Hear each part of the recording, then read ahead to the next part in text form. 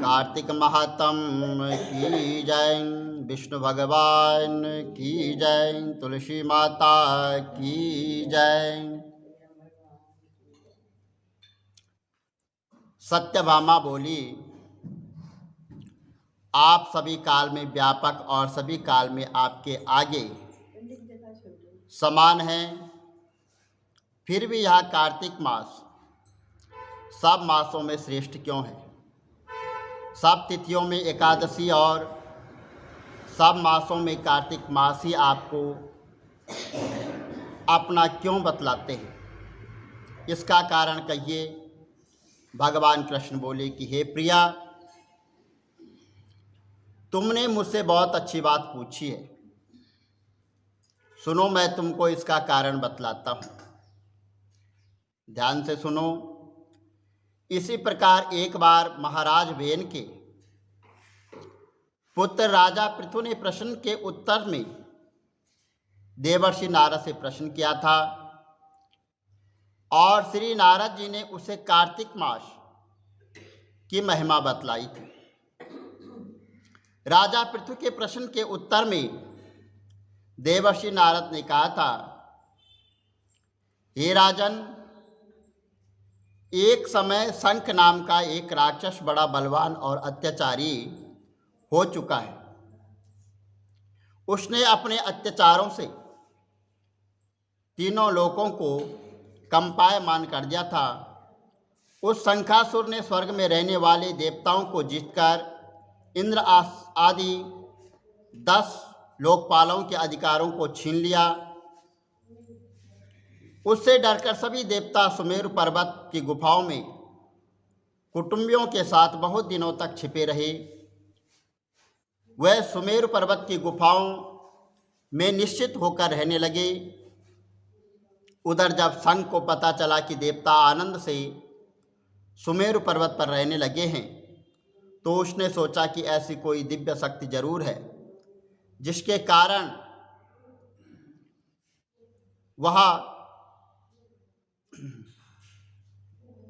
अपना अधिकार छिन जाने पर भी देवता बलवान होते हैं। या सोचते सोचते वह इस परिणाम पर पहुंचा कि वह सब वेद मंत्रों के बल से ही बलवान हो रहे हैं। अगर इनसे वेद छीन लिए जाएं तो वह अपने आप निर्बल हो जाएंगे। देवर्षि नारद बोले, ऐसा सोचकर असुर शंख ने भगवान विष्णु को सोते हुए देखकर सत्यलोक में वेद चुराने के लिए वहां पर पहुंचे। उसको आता देखकर भगवान विष्णु ने उसकी नियत जानकर उसके डर के मारे बीज मंत्रों के साथ समुद्र के जल में छिप गए। शंख भी वेद मंत्रों तथा बीज मंत्रों को ढूंढता हुआ समुद्र में प्रविष्ट हो गया, लेकिन न तो उसको वेद मंत्र मिले और न बीज मंत्र। जब शंख समुद्र से निराश होकर वापस लौटा तो उस समय श्री ब्रह्मा जी पूजा की सामग्री लेकर सब देवताओं के साथ भगवान विष्णु की शरण में पहुंचे और भगवान को गहरी नींद से जगाने के लिए गाने बजाने लगे और धूप गंध आदि से बार बार उनका पूजन करने लगे। धूप दीप नैवेद्य आदि अर्पण करने पर भगवान की निंद्रा भंग हुई और वह देवताओं से श्री ब्रह्मा जी को अपनी पूजा करते देखकर बहुत प्रसन्न हुए और उनसे कहने लगे, मैं आप लोगों के इस कीर्तन और मंगलाचरण से अति प्रसन्न हूँ। आप अपना अभिष्ट वर मांगिए, मैं अवश्य प्रदान करूँगा।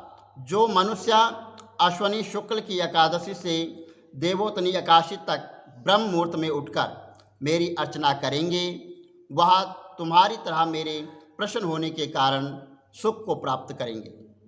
या जो पाद्य आग्र आचमन और जल आदि सामग्री आप लोग मेरे लिए लाए हैं, वह अनंत गुणों वाली होकर आपका कल्याण करेगी। शंख जो वेद चुरा कर ले गया है, सबके सब समुद्र में ही हैं। मैं उस शंखासुर को मार कर ले आता हूँ। आज से मंत्र बीज और वेदों के साथ चारों वेद प्रतिवर्ष कार्तिक मास जल में विश्राम किया करेंगे। अब मैं मत्स्य का रूप धारण करके समुद्र में जाता हूँ और आप लोग भी ऋषि महर्षियों के साथ लेकर मेरे साथ चलें, जो कार्तिक मास में पहर रात्रि पहले स्नान करते हुए निश्चय ही अक्षय फल को प्राप्त करते हैं। वह अज्ञात में अमृत स्नान का फल प्राप्त करते हैं। हे देवेंद्र, जो कार्तिक मास में व्रत करते हैं उन्हें सब प्रकार से धन, पुत्र, पुत्री आदि देते रहना, उन्हें सब आपत्तियों से बचाते रहना। हे धनपति कुबेर, मेरी आज्ञा अनुसार तुम उनका धन धान्य बढ़ाते रहना, क्योंकि इस प्रकार का आचरण करने वाला प्राणी मेरा रूप धारण करके जीवन मुक्त हो जाता है।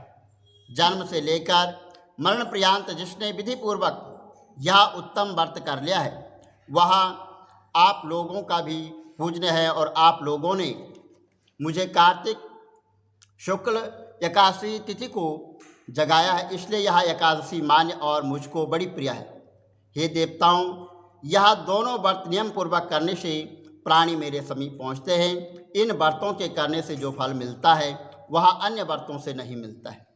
इसलिए हर मनुष्य को सुखी और निरोगी रहने के लिए कार्तिक महात्म्य और एकादशी कथा सुनते हुए उपयुक्त नियमों का पालन करना चाहिए। बोलो विष्णु भगवान की जय। कार्तिक महात्म्य की जय। श्री कमल नेत्र कटी पीताम्बर अधर मुरली गिरधरम मुकुट कुंडल कर लुट किया श्याम रे राधे वरम। गिरिकुल यमुना देनु आगे सकल गोपियंग मन हरम।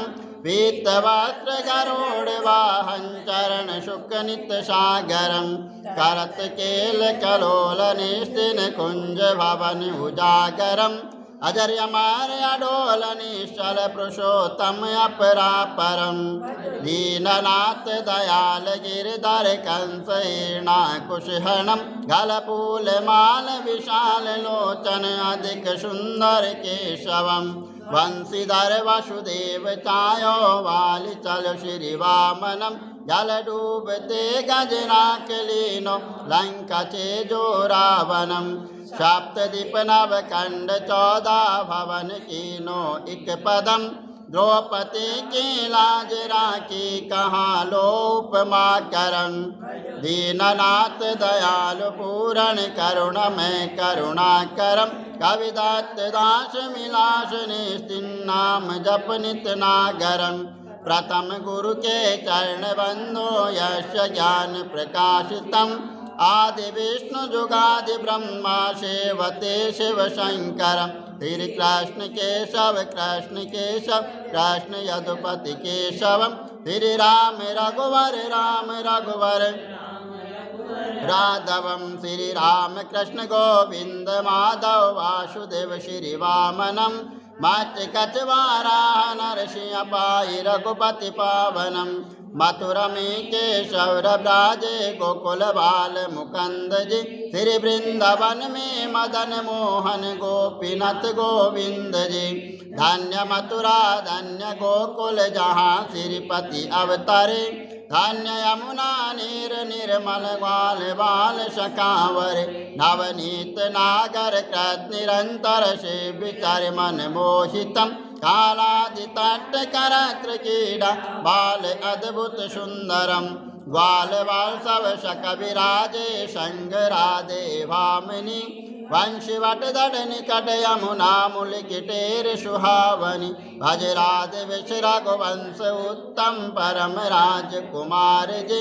सीता के पति भक्तन के गति जगत प्रणयाधार जी।